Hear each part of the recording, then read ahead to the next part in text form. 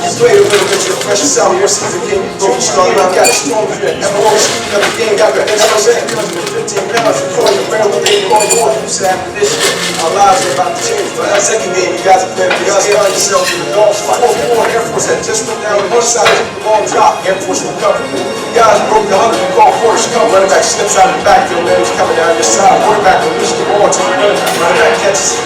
Got the pass caught! Stop. I'm standing between you and the rest of your life. Where do your strength come from? Where do your drive come from? Where do your motivation come from? Where do your perseverance come from?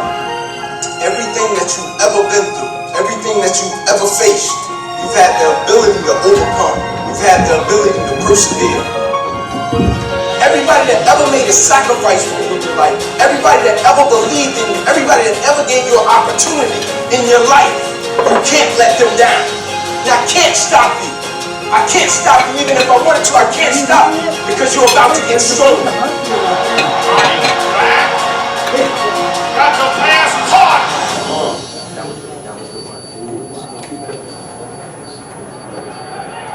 Well, we got a Tennessee player, Inky Johnson, is down. People ask you all the time if you can go back to September 9th, 2006, that game against Air Force, you can stop that moment, or you cannot play in that game, or you knew this situation was about to happen, would you change it? I can't stop this moment because of the people that believed in you, the people that sacrificed so much for you, the people that saw something in you and you couldn't see it in yourself. To your grandmother, to your mother, to your mentor, to your father, to your family members, to your friends, to the people that looked to you and were inspired, and were encouraged, and were motivated. You had overcame so much. And by doing that, they gave so many other people strength. So I don't want you to deal with the disappointment of thinking that you disappointed them because your dream has left. I can't change it because of what's about to happen. Even if I could, I wouldn't.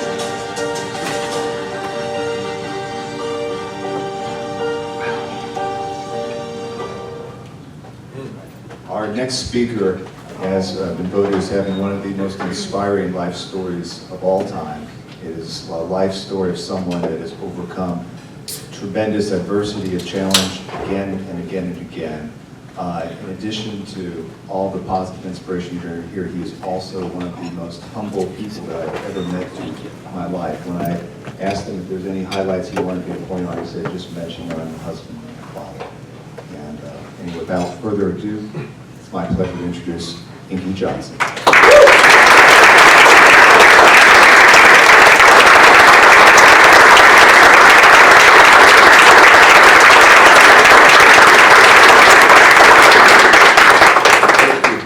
Man, how lucky are you guys to be up here, man? It's beautiful. But first and foremost, I want to say it's an extreme honor and privilege to be here before you all. Every opportunity I get to speak is something that's very fulfilling and rewarding for me because it's something that, to be honest with you guys, I never saw myself doing. You know, I was never one of these guys that said, man, I wanted to be a speaker. They put me in public speaking in college. I dropped the class on the second day. I despised it. I'd rather play soccer or something. So me doing this is something that that's very, very fulfilling for me. And so I want to share with you guys the video that you just saw. That was a video that got did by ESPN, and they went on to produce a 30 for 30 short film. Ended up doing extremely well, and that was the trailer that they ran. And so one day I got a call from the producer, and I'm an Atlanta guy, born and raised in Atlanta, and I was at home with my wife and our 2 children. Got 2 8-year-olds now, Irish twins, 11 months apart. They'll give us a run for our money every day of the week, but it's all good. And the producer called, and I picked up and he said, hey, what are you up to? I said, man, just hanging out, little family time. He said, I got some good news I want to share with you. Could you take a seat? Sat down and said, what you got? He said, do you remember the film we did? I said, of course, man, great experience. Forever indebted to you guys for it. It was awesome. He said, well, it's nominated for an Emmy. I said, man, that's pretty cool. He said, it's a big deal because this is the first time we allowed an athlete to narrate their own film, and they got nominated for an Emmy. I said, pretty cool. I said, who are we up against? Like, I want to win this thing, man. I want to bring it back to Atlanta, bring it back to my wife, my mother, my grandmother, Like, who are we competing against? And the first thing he said, well, there's a film about Muhammad Ali. I said, we lost. Right? He said, nah, you got a shot. I said, tell you right now we lost. Right? And we ended up losing, but I got nominated, so it's all good. Right?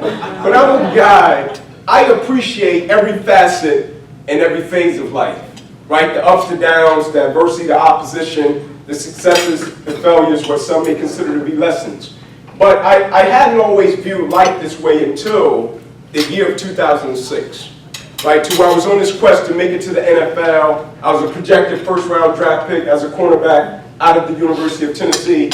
And in one moment, I lost everything I was working for from the time I was 7 until 20 years old. And I almost lost my life behind it. And I woke up the next morning, and my life was never the same again. My career had ended. I had a paralyzed right arm and hand, and got cut 6 times down my left thigh, 1 time across the left side of my neck, 1 across the right, twice through my right ribs, cut out my right pec, bottom of my armpit to the bottom of my hand, and 350 staples in my body, and bandaged me from my neck to my knees. I had to learn how to walk again. And I was up until that point, I wasn't aware that you could give everything you had to something, and in one moment, you could lose it. Right? Because most people, they go through this progression when something happens. Right? Whether it's a diagnosis, whether it's a letter, whether it's, hey man, this is coming. And so they have time to prepare for the opposition and the adversity.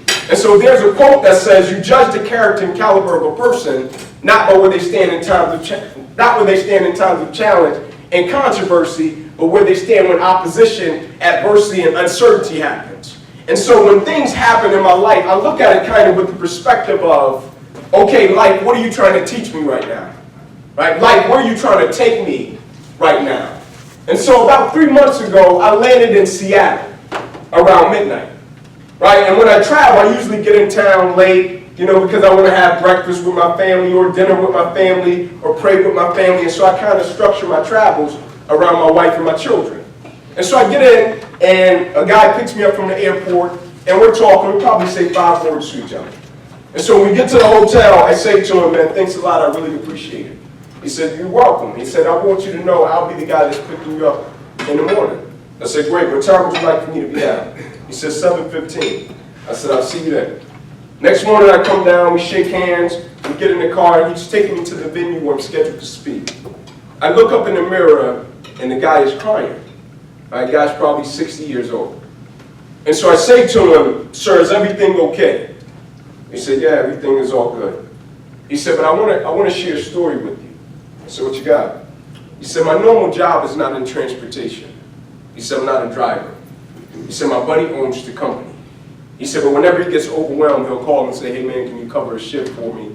And usually I'll do it, but I haven't driven for him in probably over a year. He said, we do a lot of work with the Seattle Seahawks, and so naturally, when I drop somebody off, I'll look them up, see who it is. It's a pretty cool experience. He said, so last night, naturally, when I dropped you off, I looked you up, and he said, I saw a video about redirection. I said, okay, I got it. He said, my wife just died. He said, I just lost my wife. He said, that's why I'm crying. He said, but when I saw the video, not saying that anything could replace my wife, because nothing could ever do that. He said, but what it did to me was, I thought nothing could ever give me the purpose that my wife once brought me when I got up and lived my life. Nothing could bring me the spirit that my wife once brought me when I got up to live my life. Nothing can shift my perspective in a way that my wife did. He said, but it punctured my perspective in that way. I said, okay, I got it. I said, can I ask you a question? He said, sure, what you got? I said, you say you got 2 kids, right? He said, yep. I said, how did you get up at a basic level, right, every single day, and put one foot in front of the other, raise your other 2 children, and still carry on with your work? Right? How did you get up at a basic level? I said, because I know if I lost my wife, I probably wouldn't be able to function. And so I want to understand, how did you, in the midst of the opposition and adversity, because in the game of life, right, everybody knows what to do when they get the deal. Right? Everybody knows what to do when everything goes right. That's not hard. Everybody knows what to do when they make money. Everybody knows what to do when they show up and things fall in place and in order the way they want it to. But in the words of Mike Tyson, everybody got a plan until they get punched in the mouth. Right? And so I wanted to understand at a basic level, how did you get up and keep going forward? He said, I'm going to be honest with you. He said, my wife had been sick for 30 years. Right? She was wheelchair bound. He said, it got so toxic that every single day we would get up, argue, fuss, cuss, complain about the situation until it got so bad that I looked at my wife one morning and said, I'm leaving. I went to stay with my buddy. I packed a night bag, right? I'm in the mirror one morning and I'm brushing my teeth. And as I'm brushing my teeth, he said he's saying to himself, for better or for worse, yeah, things have gotten pretty worse. For richer or for poor, yeah, we've been pretty poor. He said through sickness and health. He stopped, put his toothbrush in his bag, and he said when he looked in the mirror, the conviction said to him, you didn't finish. You didn't do what you said you were going to do. Right? You didn't stand up to what you said you were going to do. And he said he left, and when he walked in the house, his wife was sitting there, and she said to him, what are you doing here, you prick? And he said to her, I deserve that. Like, bring it. You could give it to me. Hit me. I deserve it. He said, but I just want you to know, no matter how hard it gets, no matter how tough it gets, no matter what else we go through, I'm not leaving you. I'm not leaving again. I'll never leave again. Right? I said, cool, I got that part. I said, so tell me this. If you could look back, assess the situation, analyze everything about it, if you could change anything, what would you shift? What would you change? He said, it's easy. I would have changed my attitude a lot earlier, and I would have embraced it. He said, because the moment that happened, not only did it shift my attitude, it transformed my whole household, and it shifted my wife's attitude about what happened, but most importantly, it affected my perspective in such a way that every environment I went into, and every person's life I was blessed to come in contact with, I viewed it differently. And so I'm a firm believer that perspective drives performance every day of the week. Like how an individual view what they do will always affect how they do what they do. Right? Like when I played football, the thing that blew my mind was, I'm a psychology guy. Right? And so I want to understand what makes a person tick, the way that they tick, what makes a person go, the way that they go, what makes a person get up and keep going in the face of opposition, because you can meet some of the most brilliant people in the world, and the moment they hit adversity, they'll never recover and they can't fight themselves out of a paper bag. Right? You can meet people that do well when everything is going well, but the moment they meet resistance, they're not the same individual. And so I played with a bunch of guys that I couldn't understand for the life of me, that would get up every single day, come into an environment, complain about being in an environment, but still do the work. Right? We would come in and have 30 110s. Guys would get on the line, complain about running the 110s, run the 110s, come back in the huddle, break it down, complain, go into the locker room, sit in their locker, personalize AC, and complain. And I would say to them, man, the guy that's washing your jock strap need to be complaining. Right? Like you got somebody bringing you a smoothie. And you complaining. I'm like, you're at the sweetest point it will ever be in your life. I said, but on a realistic level, why come into an environment, complain about being in an environment, but still do the work? I said, if we're blessed to be able to do it, why not do it in such a way that we try to make history when we do it?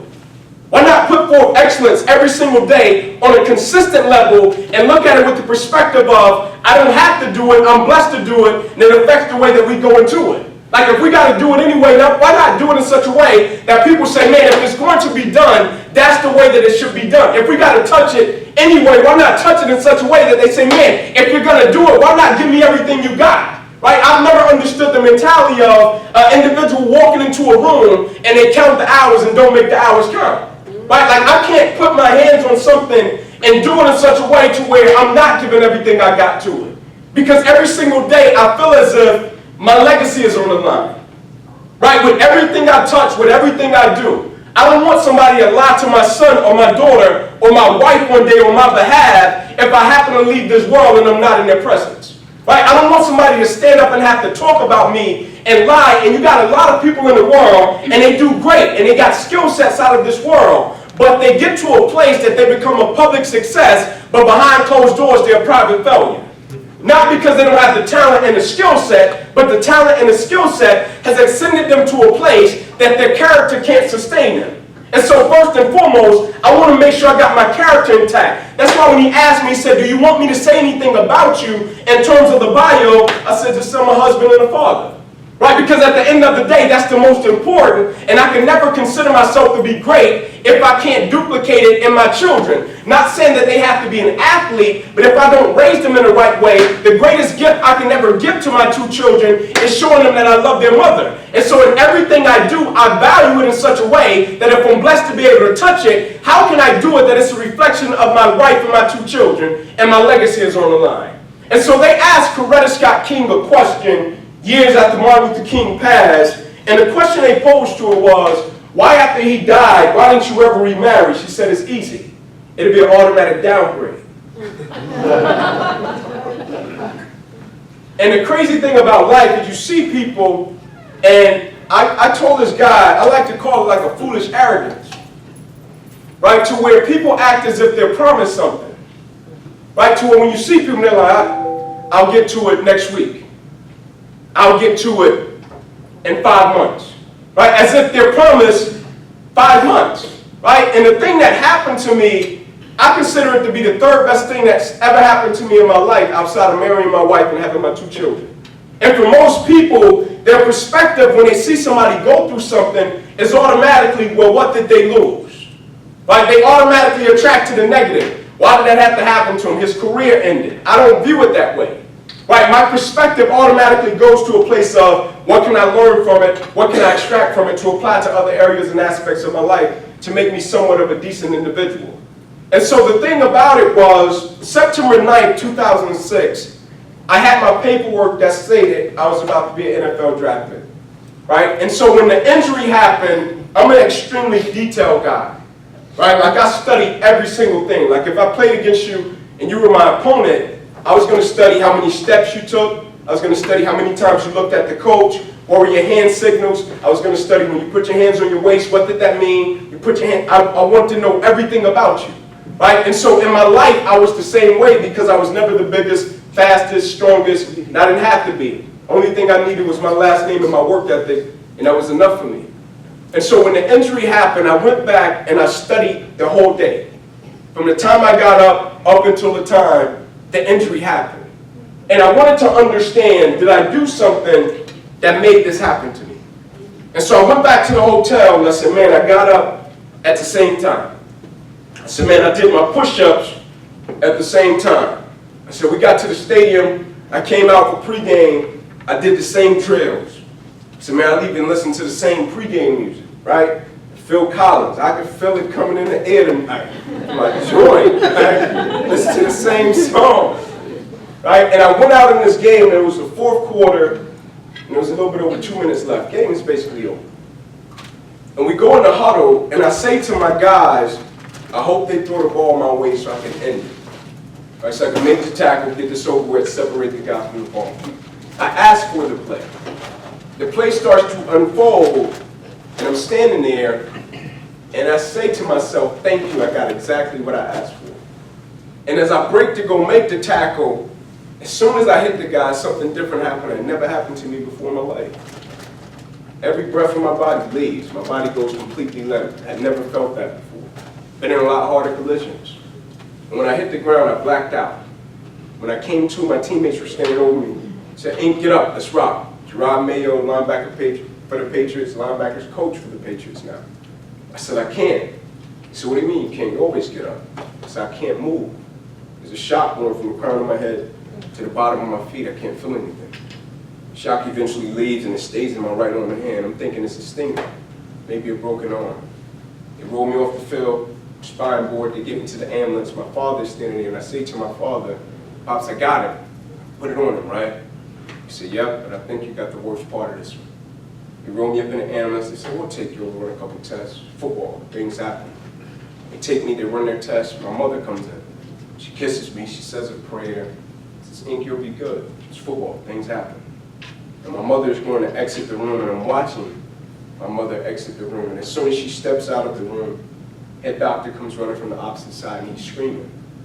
And he's saying, guys, get in here. We got to rush this kid back to emergency surgery. He's about to die. And I'll never forget, I'm looking at him, and I'm like, man, you can't use another word, brother. I'm like, can you use a synonym, brother? And he's trying to make it more intense, right? And I'm like, die? He's like, yeah.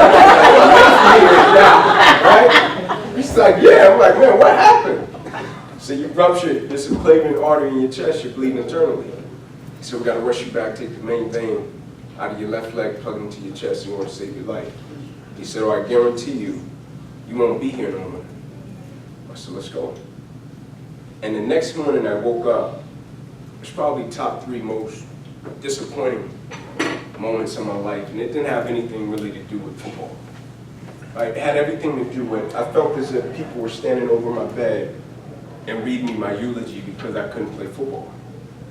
I remember the feeling of, man, was that it? Like, was that all you wanted? Like, that's your best shot? Like, you gave everything you had, and it got you here. Right? It's like when you meet people, and they're like, man, if I could get this, I'll be. Or you meet people, and they're like, man, if I could get this position, I'll be. Or you meet people, you get a car, and you're like, man, I got this car, and then your kid spills Kool-Aid, and you're like, oh, it's just a car. Right? Or you get to a certain position that you've been working to get to, and when you get there, you realize that, oh, it's just a position. Right? Like I remember as a kid, I was like, man, I can't wait until I make $100,000. Right? And then I got it, I was like, oh, okay, yeah, that was cool. Right? But it did nothing for me in terms of internally. Like it was cool work, accomplished the goal, then it's like, what now? What next? Right? And I'm sitting there and I'm like, man, was that it? Like everything you gave to the game, and that was the only thing you got out of it, was a feeling of disappointment because you couldn't accomplish what you wanted to accomplish. And I'm sitting there, and they went through all these different options, and they were telling me, Inky, if we could just get you to assisted daily living, if we can get you to the point to where you can carry a grocery bag and squeeze it under your arm, that would be a win for us. Inky, if we can get you to a point to where you can grab a pen and you can grip it, your handwriting may never be the same, but if we could just get you to a point you can write like a kid in elementary school, that would be a plus for us. They said, but here's the catch. We want to put you in a 2-year process.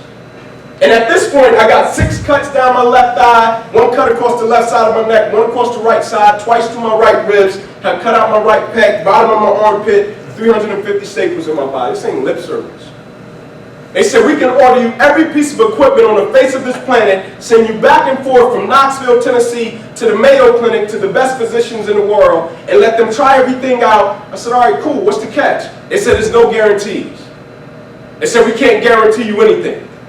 We're not saying in 9 months your arm will work. We're not saying you're going to have filling. We're not saying your finger will be able to flex. We can't guarantee you anything. You can try the process, and you can see what you'll get out of it. They said, go talk to some people you respect. I said, okay, cool. I went to 10 people I respected, and I asked them, here's the situation. What do you think I should do?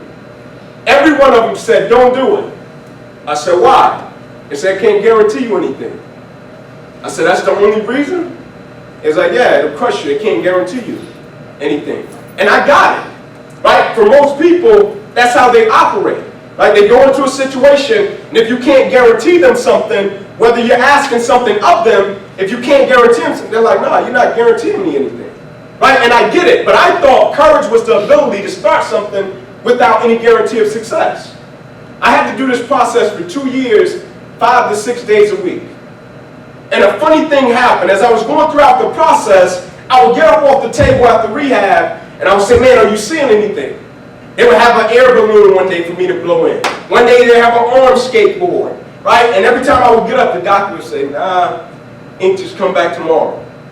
And toward the end of the 2-year mark, I got up off the table and had a PT by the name of JD. I called him JD from Utah. Great guy. And I get up and I say, JD, man, are you seeing anything? And JD slowly walked off, and I jogged over to him, and I grabbed his shoulder, and I turned him around. He was crying. And he said to me, Ink, that arm and that hand may never work another day for the rest of your life. And I remember saying to him, physically, JD, he said, physically? I said, yeah, physically, I'm out of commission. I said, physically, I can't throw that right hook. Can't catch an interception. I said, but JD, I will use this arm and this hand every day of my life for the rest of my life because I would never allow a situation or circumstance to define my life. Like the coolest thing to me in my life, right, because of how I grew up, it wasn't scoring a touchdown, right? Like that was cool. It wasn't catching an interception. Like as much as I love the game of football and inflicting violence on another individual and not getting in trouble for it, that wasn't the coolest thing to me. right? The coolest thing was, when I was a kid, there was a swimming pool across the railroad tracks in my neighborhood, and I would walk by the swimming pool because you had to pay to get in. And I remember standing on the fence and I would see like a grown man and he would have a kid and he would toss him up and he would catch him. And I would be like, man, I can't wait until I get children one day and I can throw him up and catch him. Right? And so in my mind, people were thinking I was thinking about a career. And in my mind, I was thinking, man, I probably can't throw my kids up one day. Right? Like, I probably can't hug my wife with 2 arms. Like, things that people take for granted every single day. Like, I can't hug my mother with 2 arms. I got 3 little sisters. I can't hug my 3 little sisters with 2 arms. Like, things that people don't think about. But at the end of the day, I wasn't going to let the situation or the circumstance crush me because I wasn't wired that way. Like, I didn't know how to operate in terms of I'm selective in what I give everything I got to. Like, I didn't know how to operate in terms of, okay, I'm going to turn it up right here, I'm going to pull back right here. I didn't know how to operate like that. And so when they told me, Inky, we're going to send you home to Atlanta, and I was like, I'm not going home, the thought of quitting, it never even popped in my mind. Like the thought of stopping, it never even popped into my mind. I never thought about it. Like, to me, it was a game to me. It was a game figuring out how to write with my left hand and going to disability services and getting a pad and looking at my handwriting, and it looked as if I was a kid. It was a game to me. Right? When I said to them, can you order me a Dunjoy sling and a Velcro strap? And they said, for what? And I said, I'm going back to practice with my teammates. They said, but Inky, you don't have to. I said, yeah, but I said I was going to do it. Right? And they said, it's not in your paperwork for you to do that. I said, yeah, I get that, but it's not in my contract either. And they said, what contract? You're not on a contract. I said, my life contract. Right? Because when you think about most people, they operate within a contract to where if you ask them to do something that's outside of the contract, most people will revert back to the contract and say, that's not in the paper, I'm not doing that. Right? But I'm speaking about my life contract. My life contract never said, I might give you everything I got unless I get injured. My life contract never said, I'm going to show up and I'm going to be a good teammate unless things don't go the way that I want it to go, then I'm going to check out on you. My life contract never said, if situations, circumstances, and things change on my end, I'm not going to be the guy that I once was, and I'm not going to be just as committed. Like, I'm speaking about concrete commitment. Right? Not the commitment that says I'll show up and I'll go through the motions. Not that commitment. Like the commitment that says I am going to stay true to what I said I would do long after the mood that I set it in has left. Right? When the situations and the circumstances change, will the cat still be the same individual and be just as fired up? Right? Like, I don't travel around and act as if I'm some wizard. Right? But I do know this to be true. In life, people don't burn out because of what they do. People burn out because life makes them forget why they do it. Right? The energy and the passion that an individual once had when they first started something, I'm always intrigued by what happens to that. Right? Along the process. It's like you see a guy come to college, he's played football since he was 5, then the coach says something to him and he quit. Right? And I'm like, man, tell me you're not about to quit. He's like, yeah, I can't take the way they're talking to me, Ink. I'm like, you're not a kid, right? I'm like, when did you start? When I was 5. Okay, coach wasn't present when you was 5. I said, so it wasn't about some coach when you were that young. It was about passion and love. I started playing football in the street. Like light pole to light pole, and the coach came one night in a pickup truck and said, hey man, would y'all like to play on grass? I was like, I would love it, the street. I was like, the street getting rough, man. Right? And when I stepped on grass, I was like, man, I love the way this grass smells. Right? Like the perspective about what I was doing was different. And when the injury happened, I still was trying to control life. Right? I still thought I can control things. I thought I'd be a coach. I'm still making the decision and not embracing things as they were coming. And they said, okay, Ink, what do you want? I'll be a defensive backs coach. Right? That falls through. I'm doing it for 3 years. My wife somehow gets pregnant. Somehow.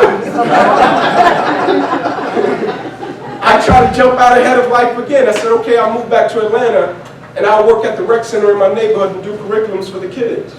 I called the guy. He picks up, said, hey man, I need to move back to Atlanta. I need to be with my wife. Can you help me? The guy said, Ink, you got a job like yesterday. Come on. I'll give you the rec center in your neighborhood. I said, great. I get back to Atlanta. I'm 2 blocks away from where I grew up. And my wife's grandmother's home. Right? 1-bedroom home. I had grew up 2 blocks away from that house in a 2-bedroom home with 14 people. And when I came back, I'm sitting there like, man, I went to college for all of this. And I called the guy, and the guy never returned my call. I emailed him, he never picked up. And my wife was a teacher at the time. Right? She was teaching elementary school. And I would get up every single morning when my wife would get up. She had our daughter Jada. And somebody bought my daughter Jada a wagon for her birthday. We would put pillows in the wagon because we couldn't afford to get a bed at that time. Right? And I would get up every single morning. My wife would get up and I would get dressed. Me and my wife would talk and pray, and I would go out and I would look for work. I wasn't trying to speak. I wasn't even thinking about it. Right? And everywhere I would go, people say, "Oh man, you're overqualified. You're this, you're that." And at the time, the only thing I had was my book. Right? And I really used that just as a source of journaling, right? Writing about my life. It was cathartic at the time. And one morning I got up and my wife was getting dressed, and I looked at my wife and I said to her, I said, "Babe, I'm about to drive to Chicago. I'm going to give Oprah Winfrey my book." My wife said, "Oh, you know Oprah?" I was like, "No." She was like, "Oh, you know somebody at Harpo Studios?" I was like, "No." She was like, "Oh, you sure?" I was like, "Yes, ma'am." She said, "Go for it." At the time, I had my truck, still truck I got till this day. I had 2X suit. As you can see, I'm nowhere near 2X. I had a little bit over $300 to my name. And I'll never forget, I took off driving to Chicago, and I get to Chattanooga. I call my buddy Jeff, he's an attorney in Knoxville. Jeff picks up, I said, "Hey Jeff, man, you're not gonna believe it." Jeff said, "What you got, Ink?" I said, "Man, I'm headed to Chicago, I can meet Oprah." Jeff said, "Oh, Ink, you know Oprah?" I was like, "No." Jeff said, "Oh, I know what this is." He said, "Man, you hang up this phone, you call me back when you get to Knoxville." He said, "Chance of that happening, Ink. Long shot." He said, "I don't want you to be too embarrassed when it doesn't happen." I called him when I got to Knoxville. Jeff picked up. He said, "You still going, aren't you?" I said, "Yeah." He said, "Man, stop by and pick me up. I'm a rider.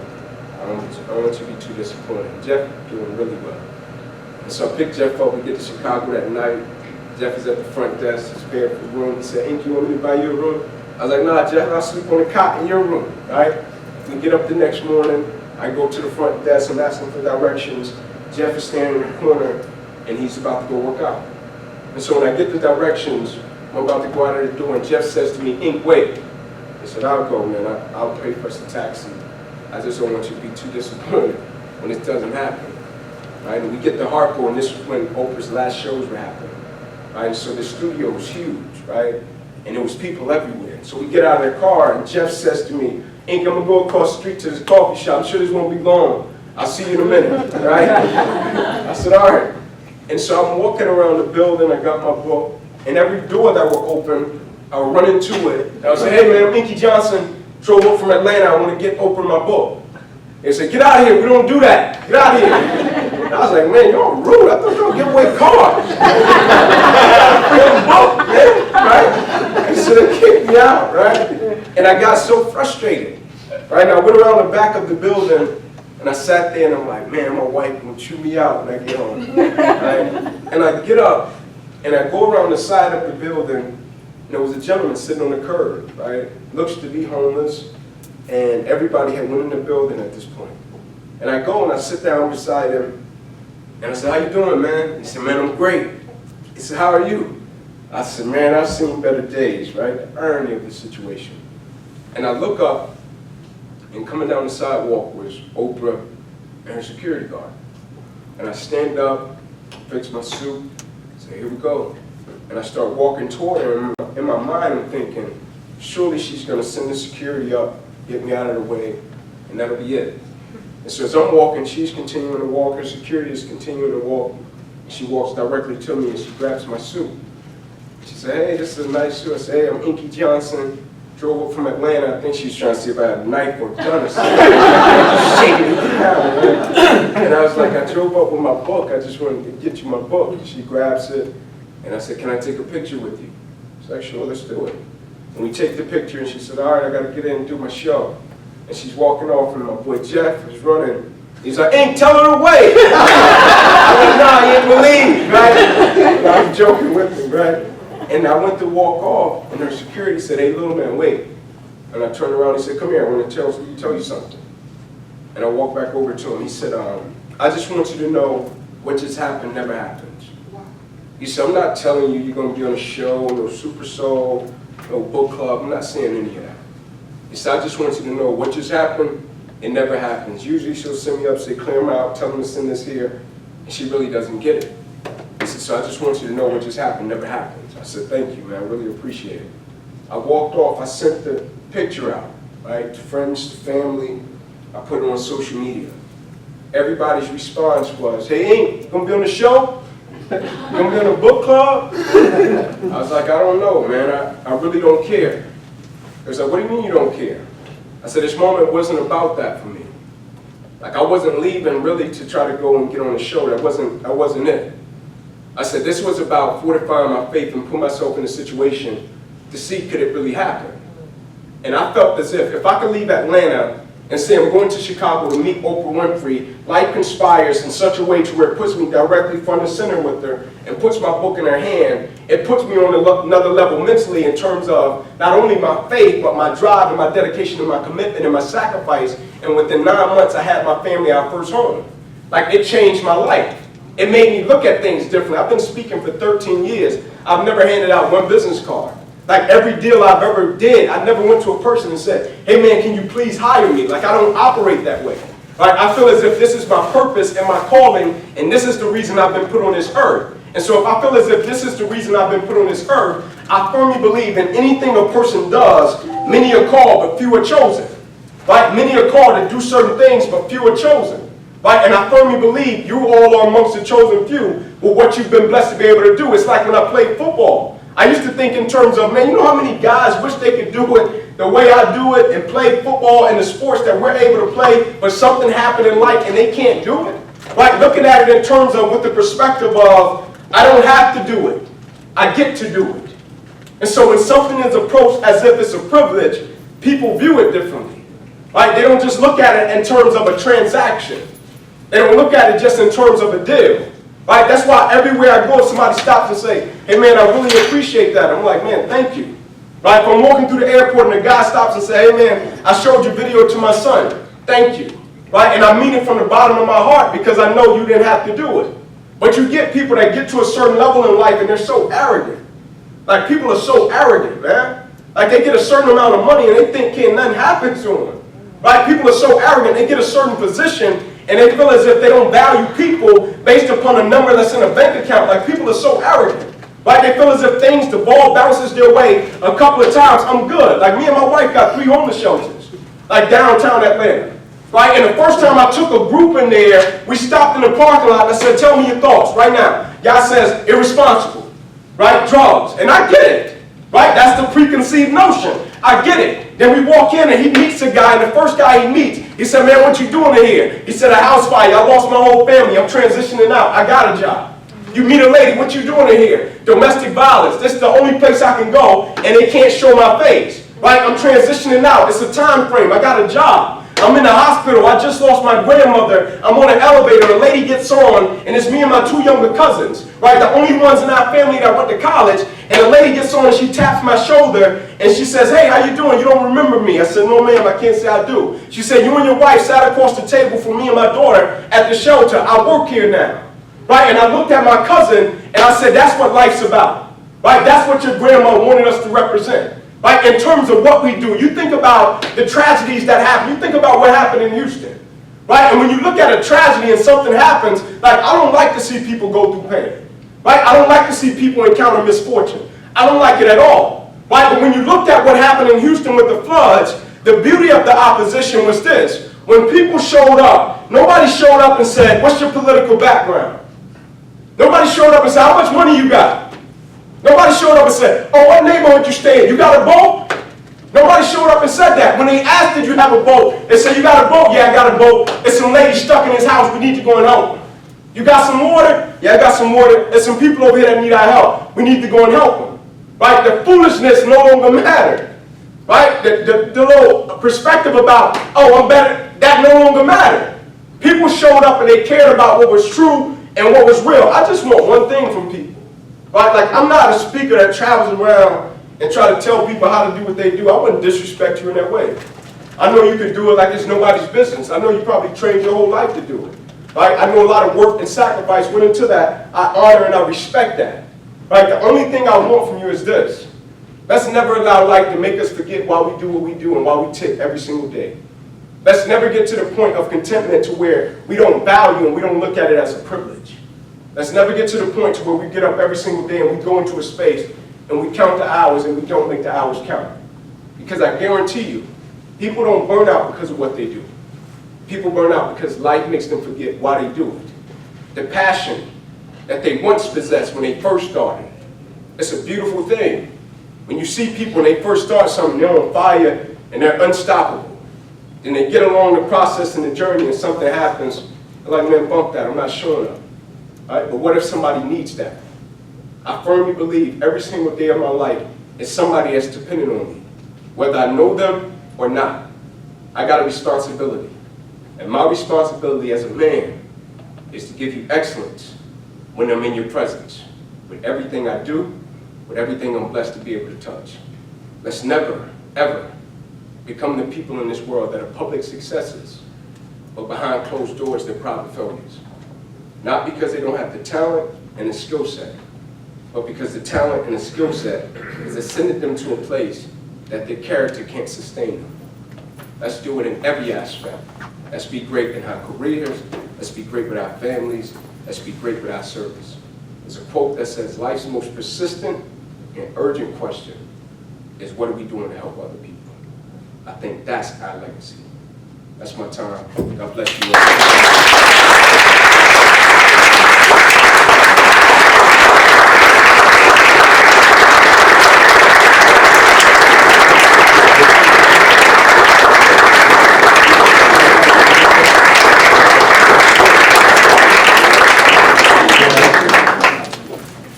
Hey, Inky. Yes, sir. Can we get a group picture with you? I'll be honored. I was going to ask you guys.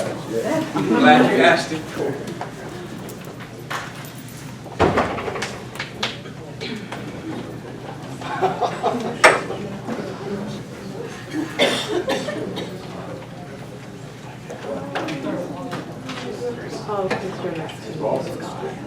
How we gonna do it? I was gonna have one in the 1.5 and with the backdrop, and if we do it here or like in the circle. Hey, James, your choice. What do you think? Wow, pressure. I guess he could just stand in the middle of us. I don't know. Do we want to close? Do we want to close? Yeah, we all, Yeah. he can be in So- front. Yeah, so I guess Have the we tallest all and back be and in then here, the yeah. In here, and he could be up right in the front of us. Everybody's gonna run. Is that one of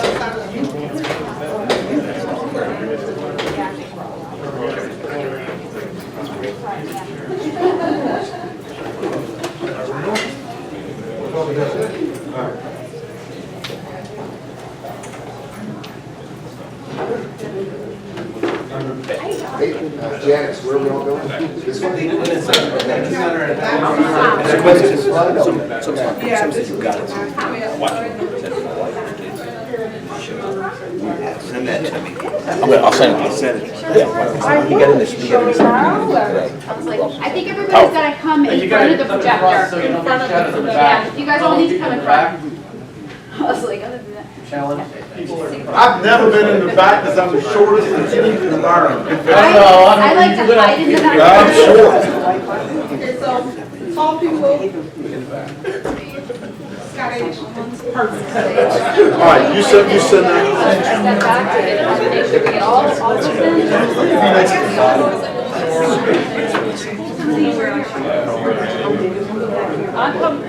I'll sneak under the table. Nobody say a word here. Yeah, come on, wait.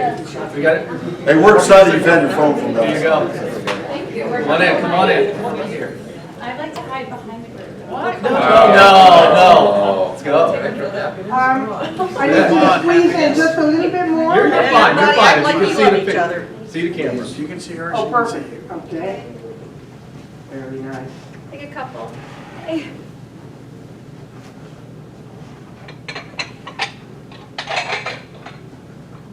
Everyone wave. I got you to wave. Do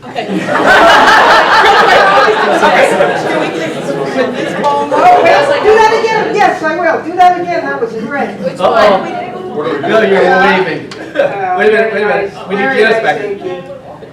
And we're going to do some with this phone and then this phone. Okay. Yes. Thank you so much. Which one? You might do it both Can I ways. turn it sideways? Yes. Yeah, you can turn it however you like. Okay. Raise the hands. Don't turn it back. Okay. Very nice. All right.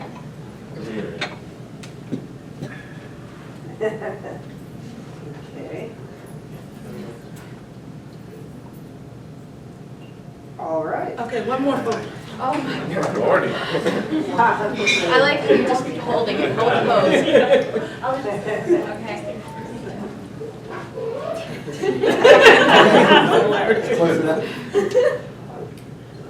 Lean in just a Hands second. up. Okay, there we go. Hands up, everybody. Hands up. How about everyone point at Inky? Touch greatness here. All right, very nice. Thank you. Thank you. That was awesome. That was. Thank you. Thank you so much.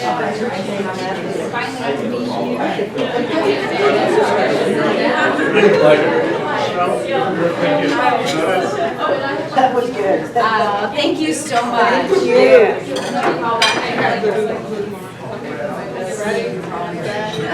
Okay. You know how many times y'all take for a while. You want to take 30 gallons or something? No, it was awesome. Recognizing from TV. You've got it here, and then I saw your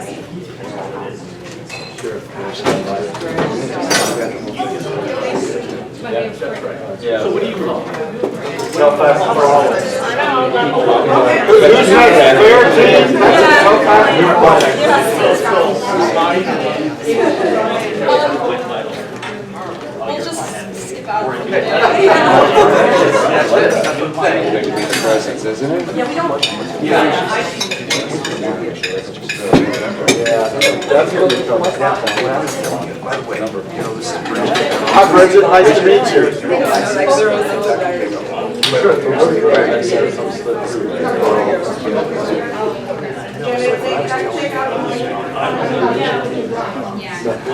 And you know what? You're saying you could have said it. So, you got it. Sure. I mean, because we used to I say so because everybody wants to work so he found a way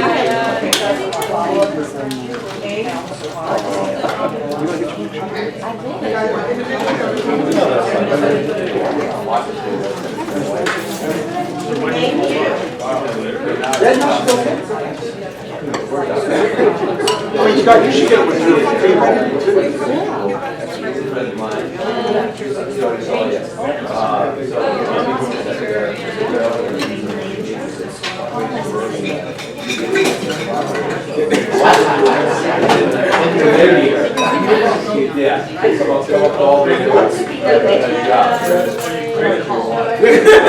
Once they have it,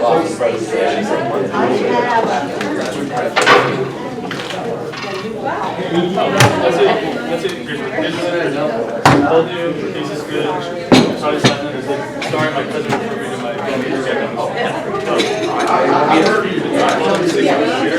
Hey, by the way, I remember we talked.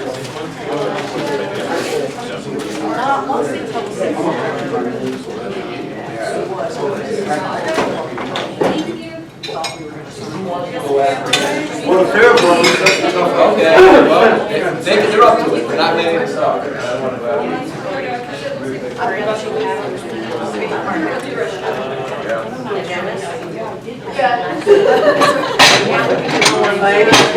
With you, Jacoby.